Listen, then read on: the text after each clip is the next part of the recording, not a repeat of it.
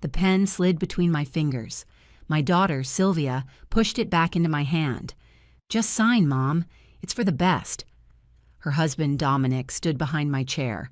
His hand was clamped on my shoulder, the thick pads of his fingers digging into the muscle, just hard enough to hurt. His smile was a tight white line meant for the bank manager. I stared at the paperwork.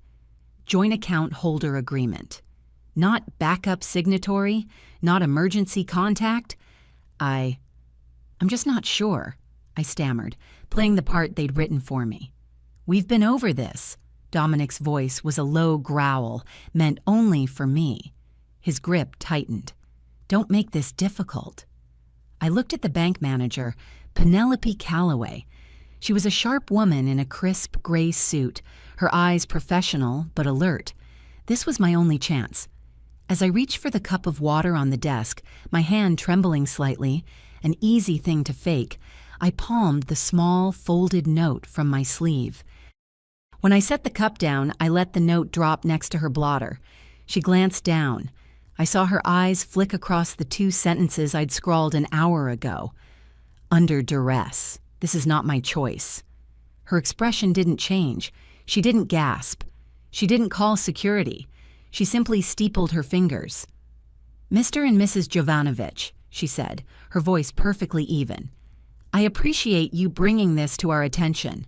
There are, however, some additional internal verifications I need to complete with Mrs. Sutherland privately, standard procedure for an account of this size." Dominic's smile faltered. "What kind of verifications? We're right here." "It's a federal requirement," Penelope lied, smooth as glass. "To protect against elder fraud, ironically. It will only take 5 minutes. If you'd please wait in the lobby?" Sylvia looked nervous. "Mom, are you okay?" "I'll be fine, dear. It's just paperwork." Dominic's eyes narrowed. He didn't like losing control, but he couldn't object without looking exactly like what he was. He took his hand off my shoulder. "Fine. 5 minutes." They left. The heavy office door clicked shut. Penelope Calloway stood, walked to the door, and pushed the small brass locking button. The snick of the tumblers was the loudest sound I'd ever heard. She turned back to me, her professional mask gone, replaced by a look of pure, cold fury. "Mrs. Sutherland," she said, picking up my note, "tell me everything, and don't leave out a single detail. If you're watching this video, tell me where you're from or what time it is for you." If you're watching this, you're probably wondering how a 67-year-old widow ends up passing desperate notes to bank managers like a spy in a cheap movie. Trust me, 3 months ago, I was just Martha Sutherland. My world was my little house in Phoenix, Arizona, my rose bushes, and my book club. My late husband, Thomas, had left me more than comfortable. I had my garden, my routines, and what I thought was a loving, supportive family. How wonderfully, dangerously naive I was. I thought the threats to women like me came from strangers in dark alleys. I never realized the real danger could be sitting at my own kitchen table, smiling and calling me Mom. It all started with a phone call on a Tuesday morning. I was pruning my peace roses when Sylvia called, her voice dripping with a thick, syrupy concern I hadn't heard since she wanted to borrow my car in high school. "Mom, we're worried about you, all alone in that big house. What if something happens?" I clipped a dead blossom. "Sylvia, darling, I'm fine. Mrs. Channing next door and I check on each other every morning, and I have this medical alert bracelet you insisted I get. Remember?" "That's just not enough, Mom. You're getting older." In the background, I heard a low murmur. Dominic, her husband, coaching her. "Tell her about the..."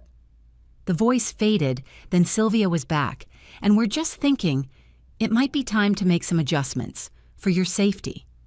Adjustments. Such a clean, sterile word for what they had planned. The adjustments began with inspections. They started visiting 3-4 times a week. They never came empty-handed. A box of pastries, a rotisserie chicken, a bag of groceries I didn't need. Gifts that were actually keys. They let themselves in and began to catalog my life as a series of liabilities. "Mom, this throw rug in the hallway," Dominic said one evening, nudging it with his expensive shoe. "It's a tripping hazard. We should probably get rid of it." "I've had that rug for 20 years, Dominic. I haven't tripped on it yet." "There's a first time for everything," he said, tapping a note into his phone. Sylvia was more subtle. She'd sit with me at the kitchen table, a concerned frown on her face. "Mom, are you taking your prescriptions correctly? You seem a little foggy today." "I'm not foggy, Sylvia. I'm tired of being cross-examined." "See? That's what I mean. You're so defensive. We're just trying to help." They probed about my finances. Who managed my portfolio? Did I have all my passwords written down? Where did I keep my checkbook? They framed it as just-in-case planning, but it felt like an inventory. The financial talk escalated. Dominic, who worked in some vague risk management job, cornered me after Sunday dinner. He had my latest bank statements, which he'd pulled from the mail pile on my desk without asking. "Martha," he'd started calling me Martha, not Mom. "It's too confusing for you." He fanned the papers out. "A checking account, a money market, 2 different retirement accounts, these bond certificates. It's a mess. What if you make a mistake? You need simplification." I looked at him. This man, who I was pretty sure was just a glorified insurance adjuster, was lecturing me on finances. "Dominic," I said, my voice quiet. "For 47 years, I ran the books for Thomas's construction business. We managed payroll for 53 employees and navigated 3 recessions. I think I can handle my own checkbook." His smile was so condescending it made my skin crawl. "That was then, Mom. This is now. It's a different world. It's all electronic. It's faster. You could lose everything with one wrong click." "We just want to get you streamlined," Sylvia added, sliding into the booth next to me. "Maybe just put our names on the accounts as a safety net." "I'll think about it," I said, which they both knew meant no. The next week, they brought the papers, official heavy stock documents stapled in thick packets. They arrived on a Wednesday night, interrupting my book club. "Sorry, ladies," Sylvia said, shooing my friends out. "Family business." When the door closed, Dominic spread the documents on the dining room table. Little yellow "Sign Here" flags bloomed across every page. "What is this?" I asked. "It's just a precaution, Mom," Sylvia said. "A power of attorney. It just lets us help you if you ever really need it. Like if you're in the hospital." I picked up the top page. The legal jargon was dense, but the words "durable power of attorney" and "immediate and full authority" were very, very clear. I set the papers down. "I'm not signing anything." The temperature in the room dropped 20 degrees. "What?" Sylvia's voice was sharp. "I'm not signing these. Not tonight. Not until my lawyer has reviewed them." Dominic, who had been leaning against the mantel, stood up straight. "Your lawyer?" "Martha, that's not necessary. These are standard forms. I had my company's legal department look them over." "I'm sure they did," I said, "but I prefer my own lawyer, Roland Morales. I'll send them to him in the morning." Sylvia's eyes filled with tears. It was a practiced, perfect performance. "Mom, don't you trust us? After everything we do for you? We're your family." "Trust is a 2-way street, Sylvia, and you just tried to have me sign away my entire life without legal counsel. My answer is no." I gathered the papers, tapped them into a neat pile, and slid them back into their envelope. Dominic's jaw was a knot of white-hot muscle. He was furious, not just because I'd said no, but because I'd caught him. That was my first real mistake. I thought catching them would make them stop. It just made them change tactics. The refusal triggered a new, more insidious phase of their campaign. The concerns about my physical safety were replaced with concerns about my mind. "Mom, you forgot Liam's baseball game on Saturday," Sylvia said over the phone. Her voice was full of manufactured sadness. "What game?" "You never told me about a game." I did, Mom. I called you Thursday. We talked about it for 10 minutes. You said you were excited to go, don't you? Don't you remember? I had no memory of the call. I checked my phone log. No call from her on Thursday. But her certainty made me pause. Had I deleted it by accident? The next week, Dominic arrived with printouts. "Just some light reading, Martha," he said, dropping a stack of articles on my counter. "The hidden signs of early onset dementia. When is it time to take away the keys? Financial confusion in seniors." "I'm not confused, Dominic. Of course not. But you are forgetting things. Like Liam's game. Like paying your water bill last month." I stiffened. "I did not forget my water bill. It's on auto pay." "The utility company called us, said the payment was late. We had to cover it." He looked so smug. I grabbed my laptop, my hands shaking with anger. I pulled up my bank account. There it was. The automatic payment sent on the 1st of the month, as always. "You're lying," I said, turning the laptop to him. He didn't even look. "The bank must have made a mistake then. See? This is what I'm talking about. It's all so complicated. You thought it was paid, but it wasn't. It's okay. We've got your back." He was building a case, and he was using lies I couldn't disprove without seeming paranoid and, well, confused. The incident that truly terrified me happened a few days later. I went to my kitchen counter to take my morning medication. I used a weekly pill organizer. I'd used the same one for 10 years. It was a simple, ingrained habit. But when I opened Tuesday's slot, it was empty. I frowned. That was impossible. I filled it every Sunday. I checked Monday. Monday's slot was full.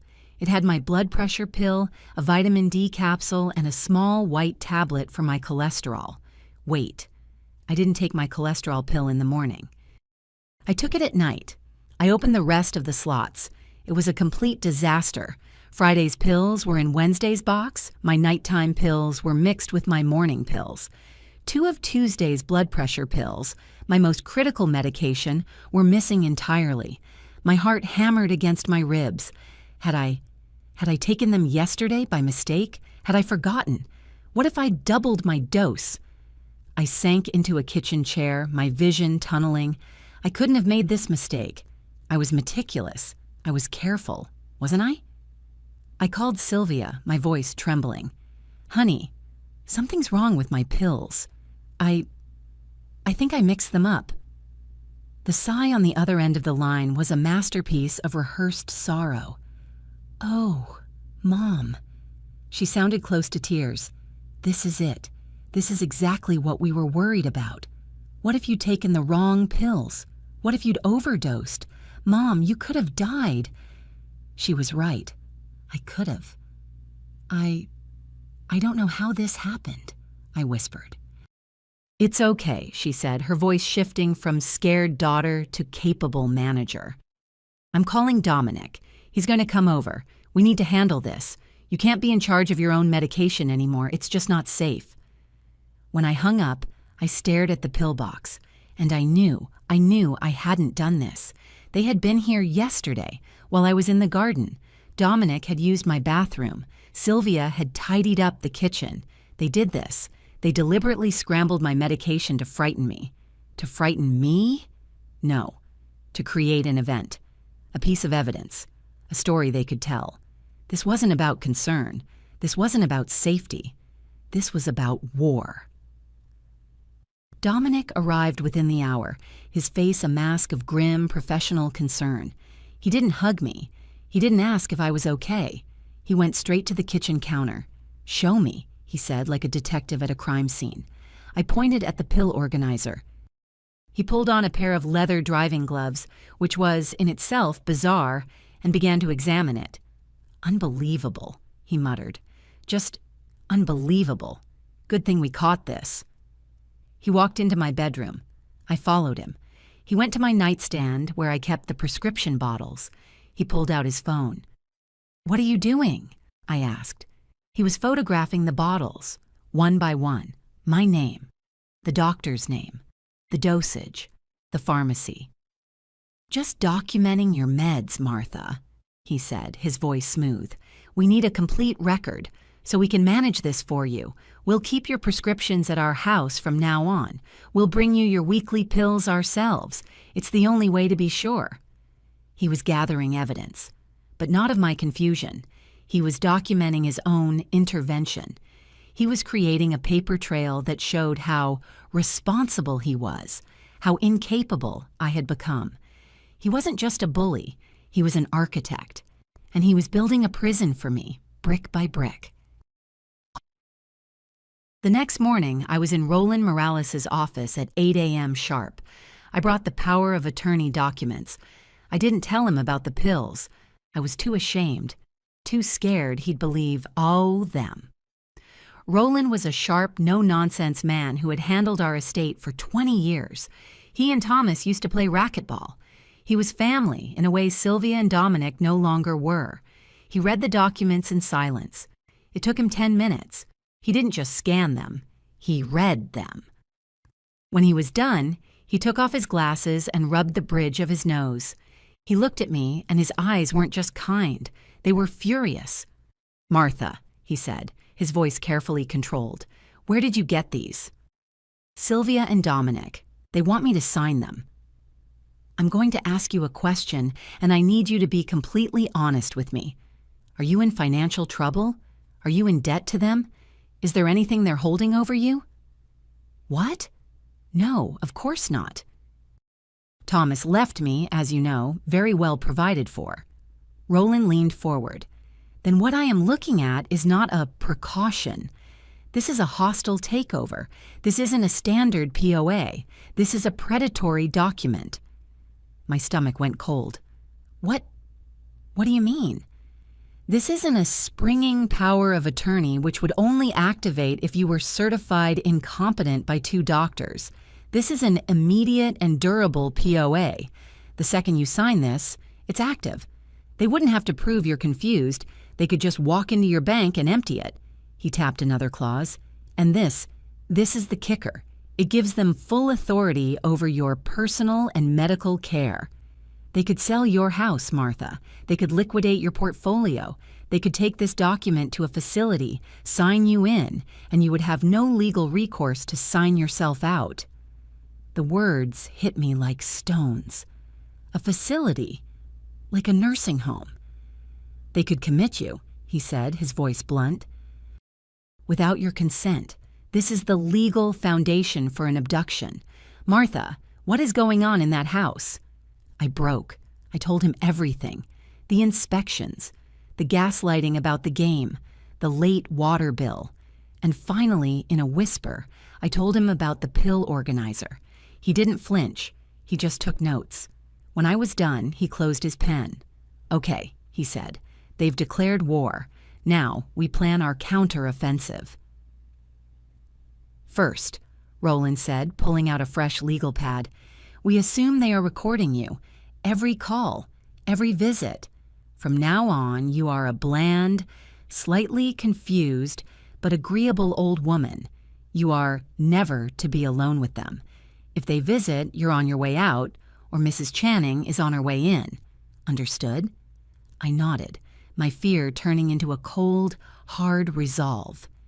"Second, tomorrow at 9 a.m., you have an appointment with Dr. Alistair Finch. He's the top geriatric psychiatrist in the state. He's going to conduct a full-day cognitive and competency evaluation. He will test your memory, your reasoning, your finances. He is our baseline.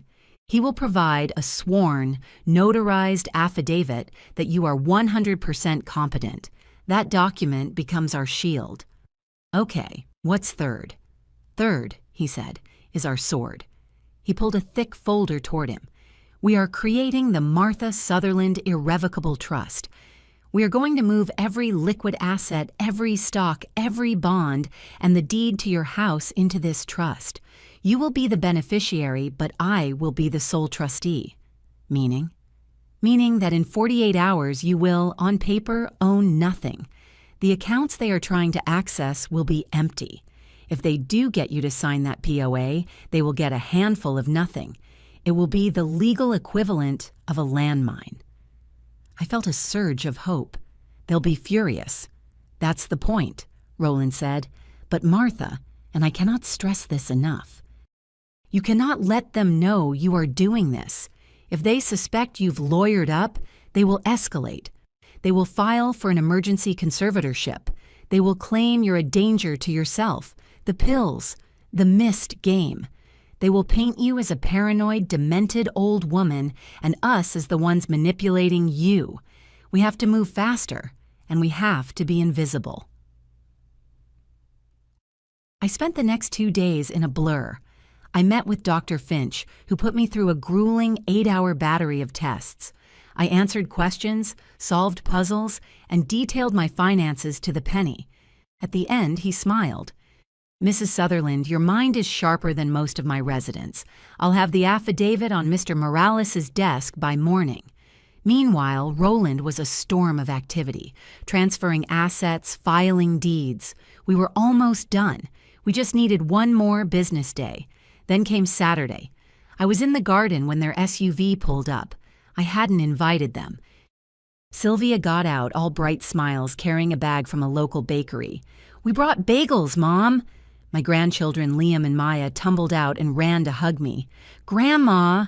It was a brilliant move, using the children as a human shield.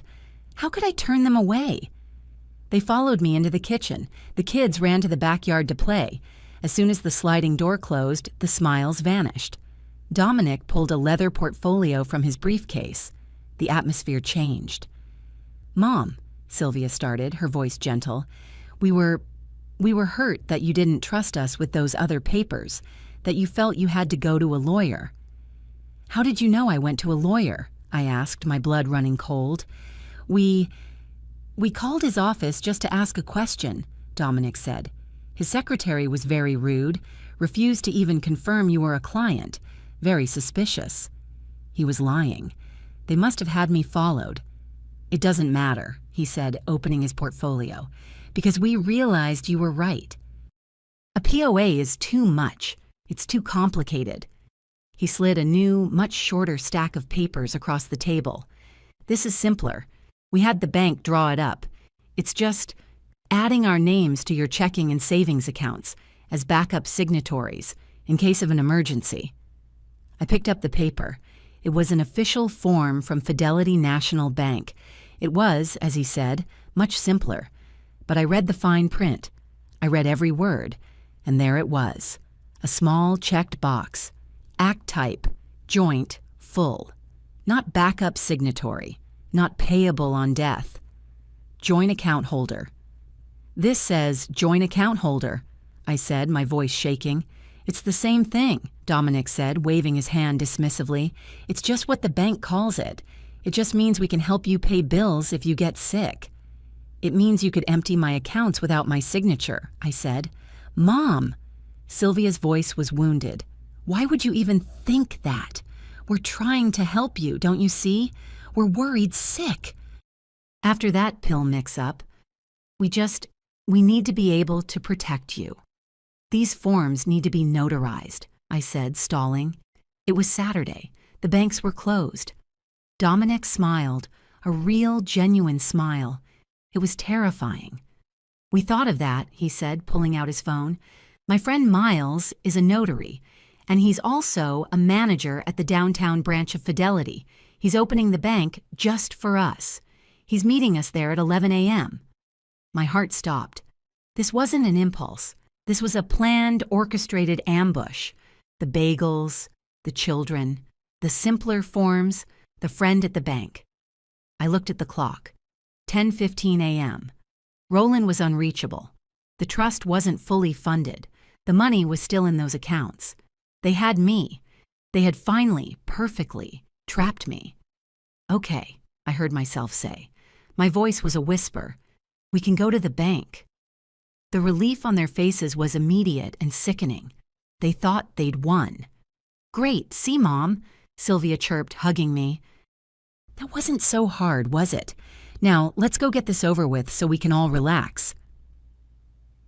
The drive to the bank was a blur. I sat in the back of their palatial SUV, the smell of new leather choking me.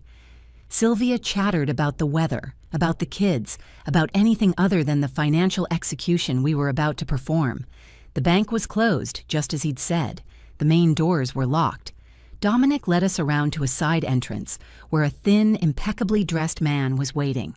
"Miles, thanks for this, buddy," Dominic said, clasping his hand. "Anything for you, Dom," the man, Miles, said. He had a salesman's smile and dead eyes. He unlocked the door and led us through the darkened bank to a glass-walled conference room. "Mrs. Sutherland," Miles said, shaking my hand. His was cold and dry. "Dominic tells me you're looking to simplify things. A smart move. We see this all the time." He spread the papers on the table. "Now, this is just a standard joint account holder agreement. It gives Dominic and Sylvia the ability to assist you with your finances. All we need is your signature and my stamp." "My lawyer," I started, a weak, last-ditch effort. "Lawyers just complicate things, don't they?" Miles laughed. "And they cost a fortune. This is just family helping family. Now, if you'll just sign right here—" This was it. This was the moment. I looked at Dominic, his face expectant. I looked at Sylvia, who was nervously tapping her phone. I looked at Miles, his notary stamp poised like a weapon. And then I looked up and saw another woman walking toward the conference room. It was Penelope Calloway, the branch manager I'd met at a community event. She had a briefcase in her hand and a confused look on her face. "Miles," she said, tapping on the glass, "what are you doing here on a Saturday, and who are these people?" Miles's smile froze. "Penelope, I was just helping my friend Dominic with a private client matter, Mrs. Sutherland." Penelope's eyes met mine. I didn't know her well, but I'd always found her to be a sharp, intelligent woman. "A private matter? On a Saturday? In my branch?" she said, walking in. "I'm the manager here, Miles. All client matters, especially involving our senior clients, come through me." Dominic stood up. "Look, I don't know who you are, but this is a private family arrangement. My friend Miles is just notarizing some forms for my mother-in-law." Penelope ignored him. She looked right at me. "Mrs. Sutherland, are you here of your own free will? Are you comfortable with the transaction you are about to make?" The air crackled. Dominic took a step toward me. "She's fine," he snapped. "She's just a little confused sometimes. We're helping her." "She looks perfectly fine to me," Penelope said, her voice like ice, "but she also looks terrified." This was my chance. It was the moment. I picked up the pen, and that's when my hand slipped and I knocked the water glass over, sending a cascade of ice water all over the forms. "Oh dear," I cried. "How clumsy of me. I've ruined them." In the ensuing chaos, with Miles and Dominic grabbing for napkins, I slid the pre-written note from my pocket. It was a gamble, a wild, desperate, last-second gamble. I caught Penelope's eye, and I slid the note across the table. Which brings us back to where we started. Penelope Calloway, a woman I barely knew, had just become the most important person in my life. She read the note, "Under duress. This is not my choice." She didn't panic. She acted. "Gentlemen, Mrs. Jovanovich," she said, her voice all business. "These forms are ruined, and I'm going to have to ask Miles to explain what he's doing in my branch on a Saturday. But first, there are internal verifications I need to complete with Mrs. Sutherland, privately." She got them out of the room. She locked the door. She looked at me. "Okay, Martha, tell me everything. Fast." I told her. The gaslighting, the pills, the lawyer, the trust that wasn't funded, the ambush. She listened, her expression hardening with every word. "They've been building a case," I finished, my voice cracking, "and I walked right into their trap." "No," Penelope said, her voice a low, angry hum. "You didn't. You brought the trap to me, and I'm the branch manager. I know where all the alarms are." "Here's what we're going to do," Penelope said, her mind working faster than I could follow. "We can't stop this. If we do, they'll know you're fighting back. They'll escalate. They'll file for that emergency conservatorship your lawyer warned you about. They'll use this incident, me kicking them out, you ruining the forms, as proof that you're unstable and I'm manipulating you. So I have to sign? I felt sick. Yes, you have to sign. You have to give them exactly what they want. She saw the horror on my face and held up a hand. But we are going to document the hell out of it. This isn't just a bank office, Martha. It's a recorded environment. She tapped a small, discreet camera lens in the corner of the ceiling. That's for security. But my phone, she slid it from her pocket, is for your security. She propped it up on the desk, partially hidden by a stack of brochures. She tapped the screen. The video is recording. The audio is live. I am going to print fresh forms. I am going to call them back in. You will look hesitant. You will look cowed. And then you will sign. And then what? And then I will be a material witness to your coercion. I will file a formal suspicious activity report for elder financial abuse with the Treasury. It will be time-stamped to the exact moment you sign. And I will put a 24-hour monitoring flag on every single one of your accounts. The second they try to move a dime, I will get an alert, and I will call your lawyer. She unlocked the door. Deep breath, Martha. You're not a victim. You're bait. And we're about to catch a couple of sharks. She called them back in. The mood was tense.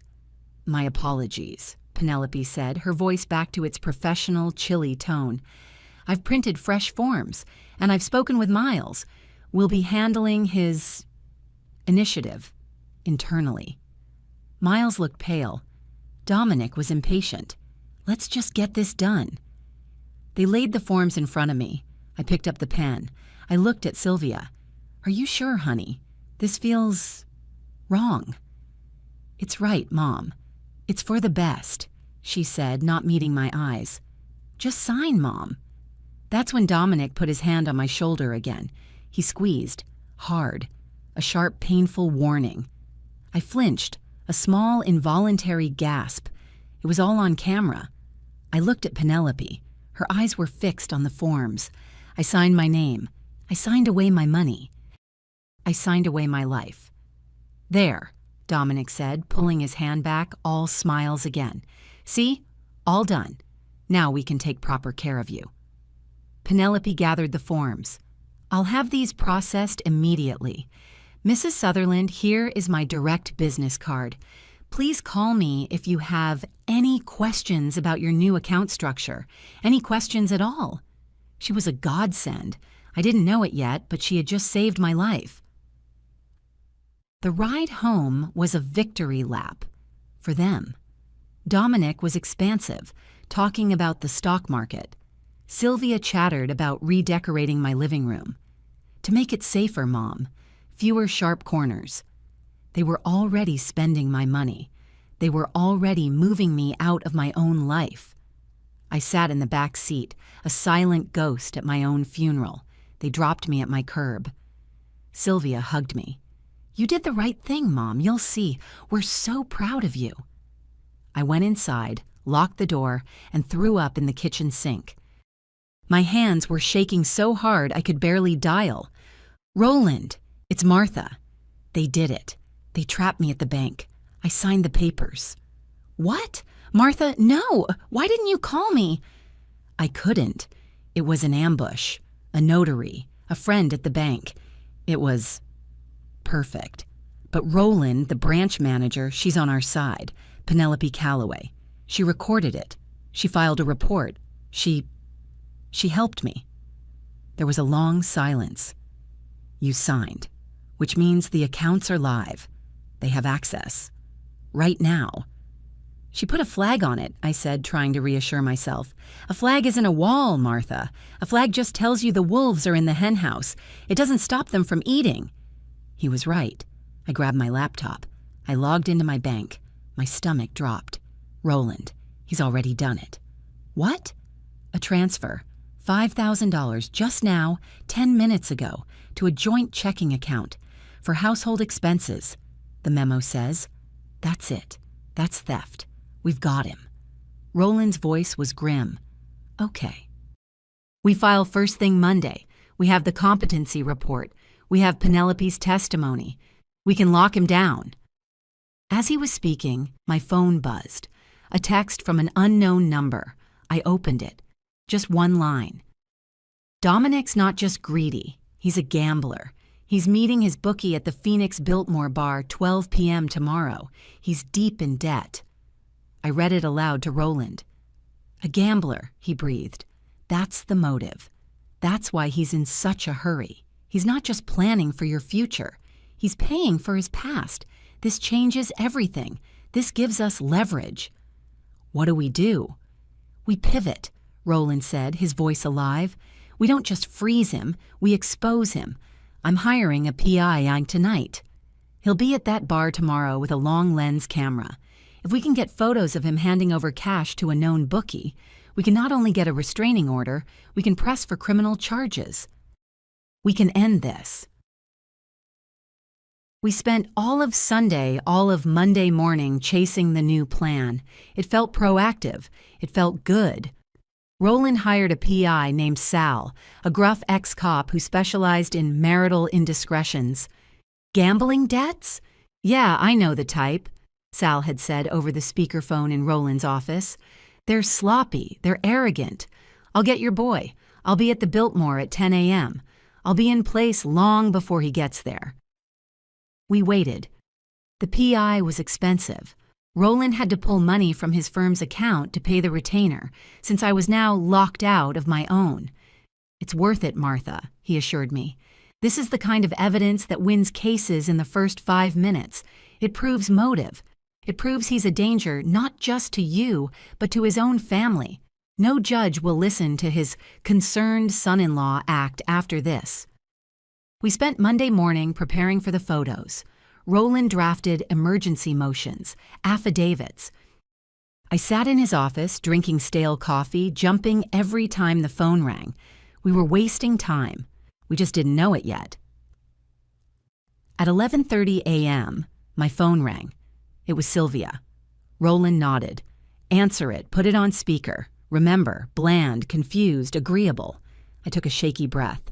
Hello, sweetie. Mom, thank goodness I've been calling. She hadn't. My phone log was empty. Oh dear, I must have had it on silent. I'm just so scattered. I know, Mom, and that's why I have such wonderful news. Her voice was bright, brittle, and utterly false. Dominic and I found it. The perfect place for you. My blood turned to ice. Roland's pen stopped moving. A place. What place, honey? I don't need a new place. I like my house. Oh, silly, not a house.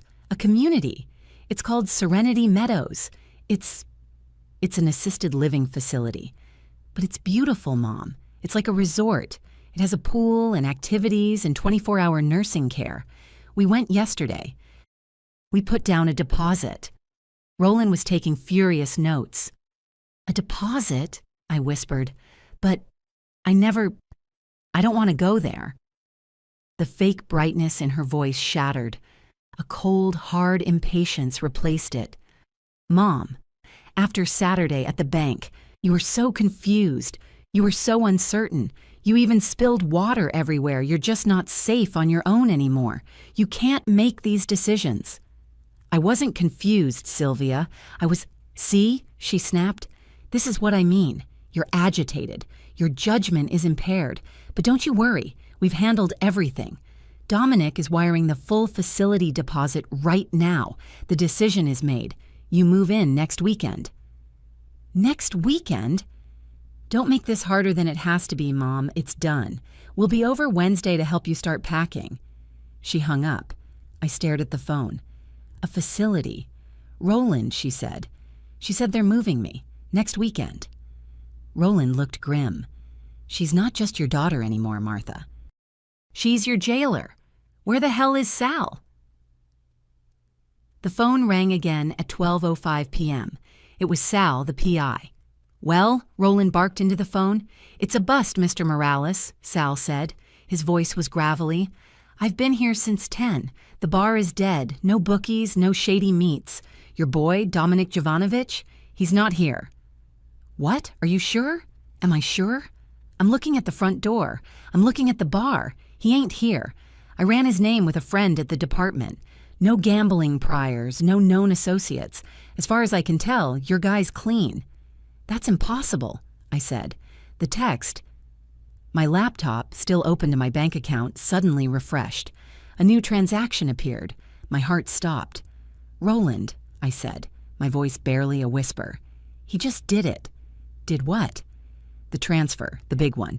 It just posted $23,000, wired to Serenity Meadows Holdings, LLC. Roland went white. He grabbed the phone. Sal, you've been had. Get out of there. He slammed the phone down. He played us, Martha. He played me. The text, I said, the sick realization dawning. It wasn't a tip. It was a decoy. It came from him, or someone he paid. He knew we'd be watching his accounts. He needed to buy time to make the wire. He sent us on a wild goose chase, and we fell for it. We lost an entire day. He's smarter than I thought, Roland said, his voice a low growl.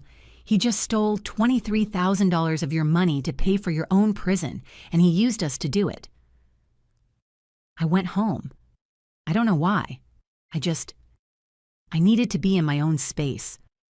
I sat in my kitchen, staring at the phone. They were coming Wednesday to pack me. I felt utterly, completely defeated. They had my money. They had a legal document. They had a facility waiting, and I had a useless PI bill. There was a knock at the door. Not a family knock. A light, hesitant tapping. I looked through the peephole. It was a woman I'd only seen a few times at Christmas and barbecues, Dominic's sister, Laura. My first instinct was to hide. She was another one of them, another soldier in Dominic's army, here to deliver another casserole and another line of bullshit about what's best. The knock came again. Mrs. Sutherland, Martha, it's Laura Jovanovich. Please, I need to talk to you. It's about Dominic. I opened the door on the chain. She looked terrible. Her eyes were red and puffy. She wasn't here as a soldier. She was here as a refugee. I unhooked the chain. What do you want, Laura? She practically fell inside. I'm so sorry. I just found out. I didn't know. Found out what? That your brother and my daughter are robbing me blind? Yes, but it's worse than that. She was wringing her hands, her knuckles white. He did this before, to our Aunt Clara, after Uncle Artie died. It was just helping with the bills. Then it was a small power of attorney. Then she was in a home and the house was sold. We all thought she was just sick, but it was him. He's a monster. He's your brother, I said. He's a predator, she snapped, her voice breaking. And he's using me. He's using my name. What are you talking about? She pulled a crumpled piece of paper from her purse. It looked like a printout from an email. I work part-time as a bookkeeper for a medical group. We use Serenity Meadows for patient placement. I have friends in their admissions department. This morning, I got a thank you email from the director for my family's referral. I don't understand. He used my name as the professional reference on your application. He told them I was your case manager, and he forged my signature on the admissions paperwork to expedite it, as a family guarantor. She was crying openly now. He's tied me to his crime, Martha. He's using my reputation to make his fraud look legitimate. I won't be a part of it. I can't. She smoothed the paper and handed it to me. It was a copy of the wire transfer confirmation, $23,000. Here, she whispered. This is the name of the admissions director who processed it. This is the wire confirmation code. This is the internal account number. And this is my sworn statement that I have never met you, never spoken to you, and that the signature on your application is a forgery. This wasn't just a tip. This wasn't a decoy. This was the smoking gun. This was proof. Not just of coercion, not just of theft. This was bank fraud. This was forgery. This was a felony. Before I could even call Roland, Penelope Calloway called me. Martha, the wire just posted, $23,000. I tried to stall it. I asked for secondary verification. But Dominic himself got on the phone. He had the joint account agreement. He threatened to have my job. He was aggressive. I had no legal grounds to stop it. I'm so sorry.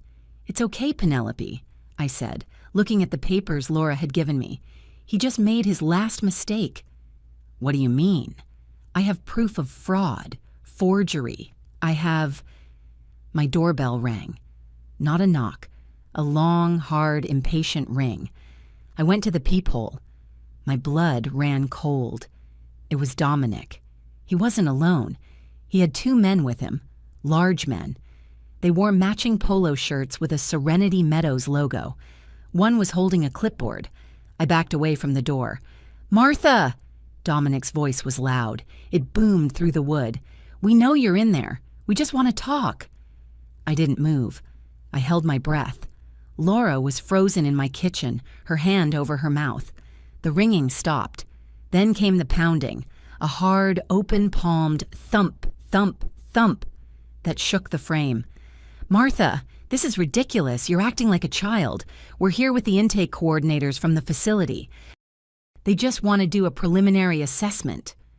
The man with the clipboard stepped forward. Ma'am, we have a scheduled appointment. If you don't open the door, we'll have to report this as a non-compliance event. They were trying to get in. They were trying to have me declared non-compliant, to prove I was a danger to myself. I grabbed my phone. I dialed Roland. Roland, they're here. Dominic, and 2 men from Serenity Meadows. They're at my door. They're trying to get in. They're pounding. Get out of there, he said. His voice was calm, cold, and absolutely terrifying. Go out the back. Go to Mrs. Channing's. Now. Laura is with me, I whispered. His sister? Good. Bring her. Bring the evidence. Go. I'm calling the police. I'm meeting you at my guest house. Pack a bag. You are not sleeping in that house tonight. The war just went hot, Martha. And they just fired the first shot.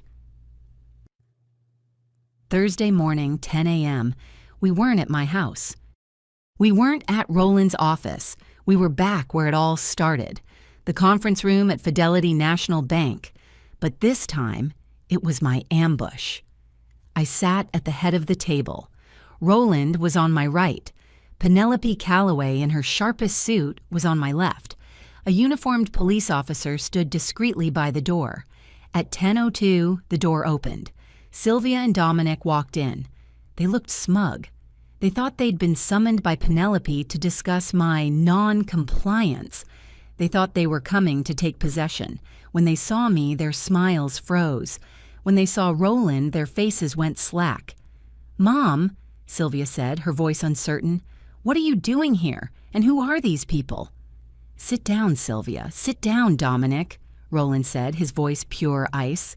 I'm not sitting down, Dominic snapped. What the hell is this? We have an intake scheduled. My mother-in-law is unstable. She refused care yesterday. We're here to take control of her accounts to pay for her safety. No, you're not, Roland said. He slid a stack of documents across the table. This, he said, is a temporary restraining order, effective as of 8 a.m. this morning. It forbids you, Mr. Jovanovich, and you, Mrs. Jovanovich, from contacting, harassing, or coming within 500 feet of your mother. Sylvia gasped. A restraining order? Mom? Dominic's face was turning a deep, dangerous purple. This is bullshit. You can't do this. We have a signed power of attorney. She signed it. You mean the joint account agreement? Roland asked, smiling. This one? He slid a second document. And this is a court order, freezing all joint accounts pending a full criminal investigation. Criminal investigation? Dominic exploded. He lunged across the table. You senile old... You've been manipulated. This ambulance chaser. The police officer took one step forward. Sir, I'd advise you to sit down. Sit. Now. Dominic froze, then slowly sank into a chair. She's incompetent, he hissed, pointing at me. "She doesn't know what she's doing. She's been confused for months. We have proof. The pills, the missed appointments." "That's a very interesting narrative," Penelope Calloway said, joining the conversation. Her voice was cold as a vault. "Because I have a different one. I have a sworn affidavit as a bank manager and a mandated reporter, detailing your coercion in this very room last Saturday. I also have a full video and audio recording of the entire event." She smiled. "Including the part where you physically assaulted Mrs. Sutherland to force her to sign. The police were very interested in that." Sylvia looked like she was going to faint. "Assault? No, he touched her shoulder." "And then," Roland continued, "there's the matter of the $23,000. "That was for her care," Dominic shouted. "A deposit! It's all legal!" "Was it?" Roland's voice was soft. He slid a third document across the table. "Is it legal to forge a signature on a financial application, Mr. Jovanovich? Is it legal to commit bank fraud by wiring funds under false pretenses?" Dominic stared at the paper. It was Laura's sworn affidavit. You spoke to Laura?" Dominic whispered. The fight was gone. He was just a deflated bag of bluster. "Your sister was very forthcoming," Roland said. "She was very upset to learn that you had used her name and forged her signature to commit your mother-in-law. It turns out she's not a fan of being an accessory to a felony. In fact, she's with the district attorney's office right now, giving a full statement." Dominic Jovanovich finally, completely, broke. He put his head in his hands. Sylvia just stared at me, her eyes wide with a terrible, dawning comprehension. She wasn't looking at her husband. She was looking at me. "Mom," she whispered. "Mom, please, this is a mistake. It's a misunderstanding. We can fix this. We don't need police. We're family." I looked at my daughter, the woman I had taught to ride a bike, to read, to be kind. I looked for her, and she was gone. "Family?" I said. My voice was quiet, but it cut through the room. "When did you stop seeing me as your mother, Sylvia, and start seeing me as your ATM? When did you decide that my love was something you could just cash in?" "That's not fair," she cried. "Fair?" I stood up. I was done being the small, confused old woman. "You and your husband systematically terrorized me. You gaslit me, you lied to me, you scrambled my medication. You tried to steal my money and lock me in a home. And you did it all with a smile on your face, telling me it was for my own good. Don't you dare talk to me about what's fair." Roland stood up beside me. "Here's what's going to happen. The restraining order is in effect. The joint accounts are permanently closed. Mrs. Sutherland's assets are now in an irrevocable trust that you will never, ever touch." He looked at Penelope. "Ms. Calloway is reversing the $23,000 wire citing fraud. The deposit for Serenity Meadows is being canceled, and they are now under investigation themselves for their intake practices." He turned back to Dominic. "And a criminal investigation for elder financial abuse, forgery, and bank fraud is being opened. That officer is here to take your preliminary statement. I'd advise you to get a lawyer, a better one than your company's." I walked to the door. Sylvia scrambled after me, grabbing my arm. "Mom, please don't do this. You're destroying our family. What about the kids?" I pulled my arm from her grasp. "You destroyed this family, Sylvia, and you will not use my grandchildren as shields ever again. Stay away from me. Stay away from my house. You are no longer welcome." I walked out of the bank, and for the first time in 6 months, I could breathe. The weeks that followed were quiet, blissfully, wonderfully quiet. No concerned calls, no inspections. Roland handled the legal fallout. Dominic was in deep. The criminal charges were mounting. Laura's testimony was devastating. I rejoined my book club. I replanted my garden. I had coffee with Penelope, who had become a true friend. I was rebuilding. Then the note came, tucked into my mailbox, not mailed, delivered by hand, violating the restraining order. It was from Dominic. Martha, this has gone on long enough. You've destroyed Sylvia. She's a wreck. The kids, they keep asking why Grandma hates them, why she won't see them. You've made your point. You won. But don't punish your own grandchildren. They're innocent in this. He was using them, again. The one weapon he had left, and it was a good one. It tore me apart. Liam and Maya, my babies. I called Roland. He's using the kids. I need to see them. It's a trap, Martha. It's a violation of the RO. He wants you to break it. He wants to drag you back into the drama, to get you on the phone, to wear you down. I know, I said, but I can't let them think I've abandoned them. I won't. Then we set the terms, he said. Public place, no parents. You set the time. I'll have a plainclothes officer nearby. I sent a text to Sylvia's phone, my first contact. Laurelhurst Park, Saturday, 2 p.m. Bring Liam and Maya. You will drop them at the picnic tables. You and Dominic will leave. You will return in 2 hours. These are my terms. They are not negotiable. If you are not alone, I will not get out of my car. She replied in 10 seconds. We'll be there. Saturday was beautiful. Crisp, clear, autumn in Phoenix. I was there at 1:30. I saw Roland's plainclothes officer, a woman reading a book on a bench. At 2 p.m. sharp, their SUV pulled up. My heart ached. Liam and Maya tumbled out and ran to me, screaming, "Grandma!" I hugged them so tight I thought my ribs would crack. They were real. They were warm. They were innocent. "We missed you, Grandma," Liam said. "Mom said you were sick." "I was, sweetie," I said, kissing his head. "But I'm all better now." I looked up.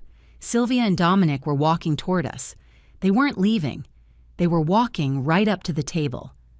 "Thank you for doing this, Mom," Sylvia said, her voice dripping with fake humility. "You're not supposed to be here," I said, my voice flat. My arms were still around my grandchildren. "We just wanted to say, we're sorry," Sylvia said. We know we made mistakes. We were just overly concerned." "Mistakes?" I asked, keeping my voice low. The assisted living thing," she stammered. "It was just, we pushed too hard. We see that now. The minimization of it. The thing. The assisted living thing," I repeated. "And the $5,000 transfer? Was that a mistake? Or was the $23,000 wire the mistake? Tell me, Sylvia, what do you call stealing $28,000 from your mother? Is that a mistake or is that a crime?" Her face crumpled. She looked at Dominic for help. He stepped forward. And just like that, the mask was gone. The fake, beaten man was gone, and the monster was back. "Enough," he snapped. "Just enough of this victim act, Martha. It's getting old.